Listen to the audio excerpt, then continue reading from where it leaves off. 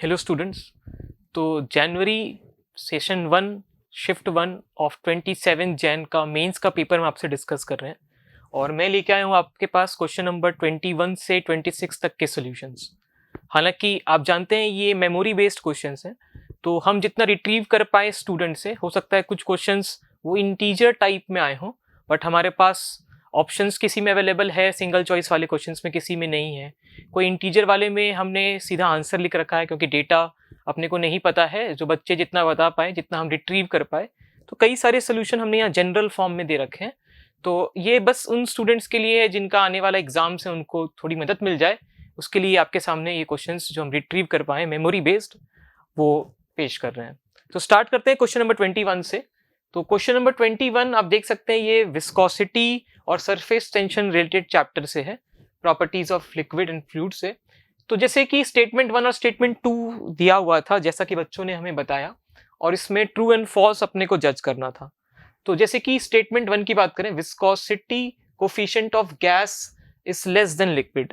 देखो बच्चों, लिक्विड में जो मेनली विस्कोसिटी की प्रॉपर्टी होती है that is because of cohesive forces and gases it's because of diffusion. तो ऑफ कोर्स इन जनरल अगर हम बात करें तो लिक्विड की विस्कोसिटी कोफिशिएंट ज्यादा होती है as compare to that of gases. So statement 1 is true. Now let's come to statement number 2। Statement number 2 में है surface tension decreases if insoluble impurities are added. Yes, if insoluble impurities को हम add करते हैं तो वो intramolecular forces को alter करते हैं, फ्लो प्रॉपर्टी को चेंज करते हैं, और जो सरफेस टेंशन है वो डिक्रीज करता है। तो statement 2 is also true. So basically both the statements are true and answer will be option number 1। So now let's move to next question. Question number 22। बच्चों ये ज्योमेट्रिकल ऑप्टिक्स चैप्टर से है, prism पर based question है। पढ़ते हैं सवाल। There is a prism of apex angle A. Okay, तो हम साथ साथ ड्रॉ भी कर लेते हैं थोड़ा सा कि एक प्रिज्म दिया हुआ है अपने को जिसका एपेक्स एंगल ए क्वेश्चन में मेंशन्ड है, और आगे कहता है कि इसका रिफ्रैक्टिव इंडेक्स क्वेश्चन में मेंशन्ड है।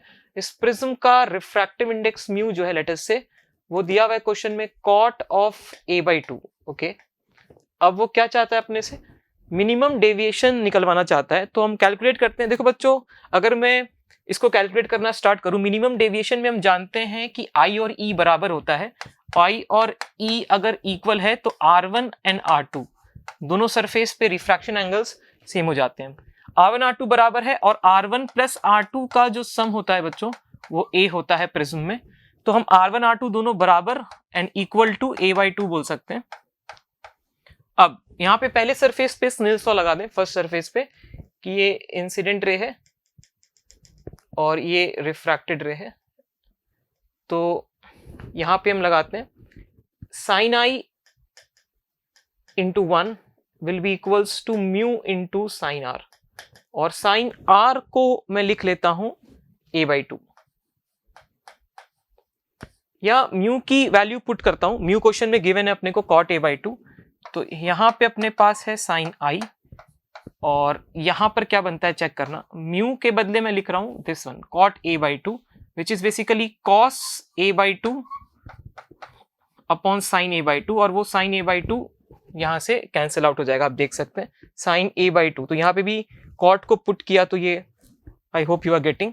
तो यहां से अपने को जो i की वैल्यू मिलेगी दैट इज π/2 माइनस a/2, आप देख सकते हैं।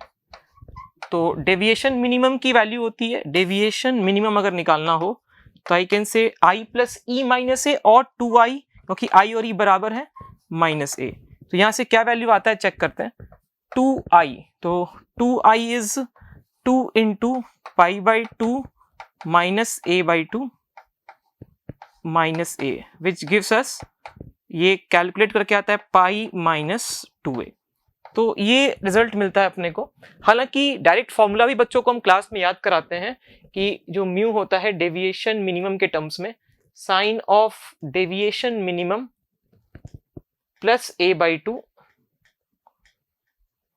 आई होप ज्यादातर बच्चों को ये फॉर्मूला भी याद होगा, क्योंकि क्लास नोट्स में भी इसको बहुत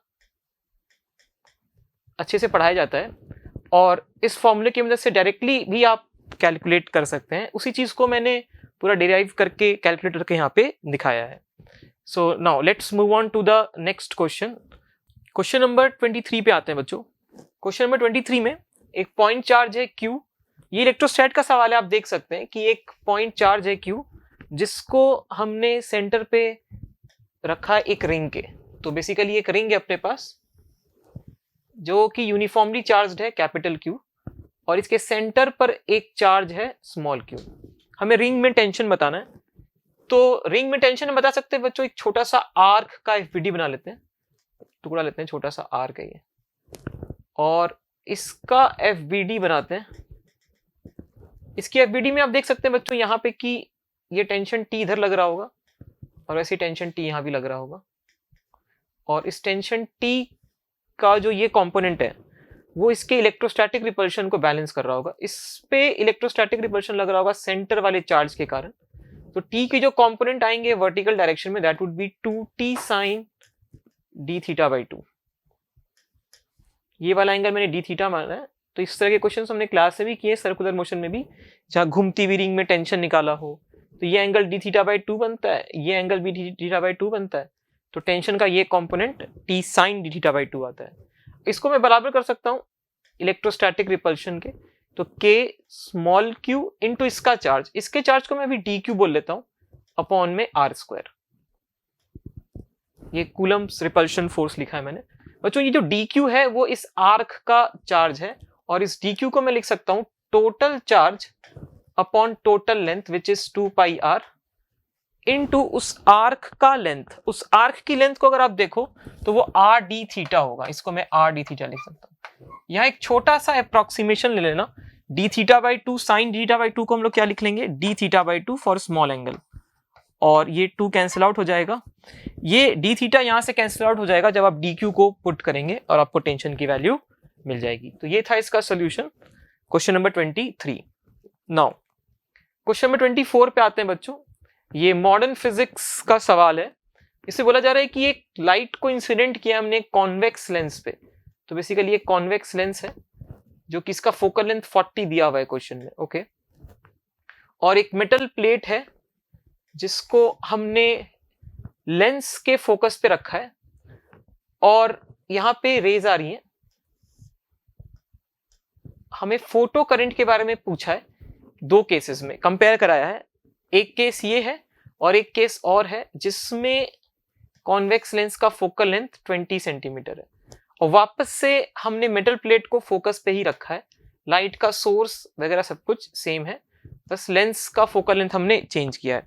देखो बच्चों, वैसे तो जब हम फोटो करंट की बात करते हैं तो फोटो करंट के लिए हम इंटेंसिटी के बारे में सोचते हैं कि फोटोन फ्लक्स क्या है और फ्रीक्वेंसी क्या है। फोटोन फ्लक्स और फ्रीक्वेंसी के बारे में सोचते हैं। तो अगर इंटेंसिटी चेंज होती है फोटोन फ्लक्स चेंज होने के कारण, तो नंबर ऑफ फोटॉन्स की संख्या बदलेगी, इलेक्ट्रॉन्स इजेक्टेड बदलेंगे और फोटो करंट बदलेगा। लेकिन यहां पर क्योंकि सोर्स सेम है तो फ्रीक्वेंसी सेम है। और फोटोन फ्लक्स के बारे में अगर बात करें तो इस केस में भी सेम अमाउंट ऑफ पावर एक पर्टिकुलर एरिया पे आ रहा है, और इस केस में भी सेम अमाउंट ऑफ पावर एक फिक्स्ड उतने ही एरिया में आ रहा है। तो फोटोन फ्लक्स को हम मान सकते हैं कि लगभग वो सेम ही रहेगा, इसलिए फोटो करंट चेंज नहीं होगा। एंड हेंस इंटेंसिटी पहले और बाद में जो I लिखा है हमने, वो I बेसिकली फोटो करंट की वैल्यू है, वो सेम ही रहेगी। तो नेक्स्ट क्वेश्चन पे आते हैं, question number 25। Now it's a metre bridge experiment है। इसमें रेसिस्टेंस, इसका फिगर थोड़ा सा मिसिंग है, हालांकि मैं फिगर बना देता हूं। इस क्वेश्चन में अपने पास एक रेसिस्टर था जिसका वैल्यू अपने को क्वेश्चन में मीटर ब्रिज दिया हुआ था बेसिकली, है ना, ये गैल्वेनोमीटर था, और लेंथ अपने को दिया हुआ था बैलेंस लेंथ जो था इस क्वेश्चन में, वो बैलेंस लेंथ मैं यहाँ पे लिख देता हूँ, 1 मिनट, है ना। तो आप देख सकते हैं कि in left slot we have resistance of 4.5। तो यहाँ पे लेफ्ट स्लॉट में रेसिस्टेंस 4.5 था, और अपने पास जो लेंथ था बैलेंस लेंथ 60 सेंटीमीटर लेफ्ट से था। तो ये 60 सेंटीमीटर अपने पास, तो ऑटोमेटिकली ये वाली लेंथ हो जाएगी बच्चों 40 सेंटीमीटर। मीटर ब्रिज है, 100 सेंटीमीटर का वायर होता है। तो ये जो अननोन रेसिस्टेंस है उसकी रेसिस्टिविटी अपने को पता करनी थी। तो ये क्योंकि व्हिटस्टोन बैलेंस व्हिटस्टोन ब्रिज पर बेस्ड है सवाल, तो हम बैलेंस करते हैं इसको। तो ये आएगा अपने पास 4.5 अपॉन लेट अस से ये वैल्यू जो है वो कुछ रेसिस्टेंस R है, इसको मैं R मान लेता हूं। This would be equal to 60/40। देखो बच्चों, इसको आप सॉल्व करो तो आपको R की जो वैल्यू मिलेगी ना वो यहां से 3 ओम मिल जाती है। R की value once you get R equals to 3, आप R को लिख लें रो L/A। क्वेश्चन में इसका रेसिस्टिविटी जो लेंथ दिया हुआ था कि रेसिस्टेंस का लेंथ 10 सेंटीमीटर है और क्रॉस सेक्शन एरिया भी दिया हुआ है। तो बेसिकली आपको ये भी गिवन है क्वेश्चन में, ये भी गिवन है, तो बड़े आराम से आप रेसिस्टिविटी को कैलकुलेट कर सकते हैं, जो कि 66 इंटू 10⁻⁻7 आएगा SI यूनिट्स में। सो नेक्स्ट क्वेश्चन पे आते हैं, question number 26। Now this question is very much theoretical based बच्चों। ये जो सवाल है वो एक्सपेरिमेंट एक्टिविटी वाले एरिया से आया है। एनसीईआरटी की जो एक एक्टिविटी की मैनुअल आती है, आप एनसीईआरटी के साइट से भी उसको डाउनलोड कर सकते हैं 11th और 12th क्लास के बच्चों के लिए। उसमें ये एक्सपेरिमेंट दिया हुआ भी है कि स्फेरोमीटर से कर्वेचर वगैरह कैलकुलेट करने का, लेंसेज का, मिरर्स का। तो यहाँ पे क्वेश्चन आया था कि स्फेरोमीटर को हम किस चीज के लिए यूज नहीं कर सकते हैं। उस एक्टिविटी में भी साफ साफ एक्सपेरिमेंट दिया हुआ है जिसमें कर्वेचर उन्होंने कैलकुलेट किया है और एक एक्टिविटी पूछी है to calculate the thickness of plate, है ना। तो ऑफ कोर्स इसको हम लोग वैसे मेजर पर्पस तो इसका होता है कर्वेचर्स कैलकुलेट करने के लिए, बट थिकनेस ऑफ प्लेट के लिए भी इसको यूज कर सकते हैं। तो basically thickness of capacitor plates, concave mirror और कॉन्वेक्स मिरर के कर्वेचर्स, इनके लिए इसको बिल्कुल यूज कर सकते हैं। ये specific rotation basically specific optical rotation हो गया, ये स्फेरोमीटर से कैलकुलेट नहीं किया जा सकता, इसलिए इसका करेक्ट आंसर होगा क्वेश्चन ऑप्शन नंबर 4। तो ये थे सॉल्यूशंस बच्चों क्वेश्चन नंबर 21 से 26 तक के।